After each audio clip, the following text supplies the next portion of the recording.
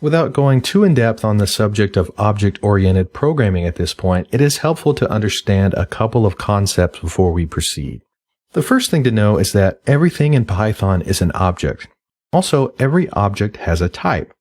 You've already been learning about the string data type, and we'll cover other types throughout this course.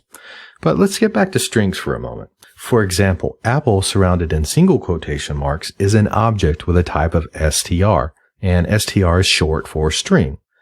Said another way, apple is a string object. If we assign the value of apple to the variable fruit using fruit equals apple, then fruit is also a string object. Remember that variables are just names that represent their values. As previously mentioned, a function is a set of reusable code that performs an action.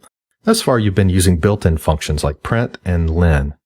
Objects also have functions, but they're not called functions. They're called methods. So methods are functions that are run against an object. To call a method on an object, follow the object with a period, then the method name, and finally a set of parentheses. Enclose any parameters in the parentheses. The lower string method of a string returns a copy of the string in all lowercase letters. In this example, you can see how running the lower method on a string object returns that string in all lowercase letters. In this example, fruit.lower returns apple in all lowercase letters.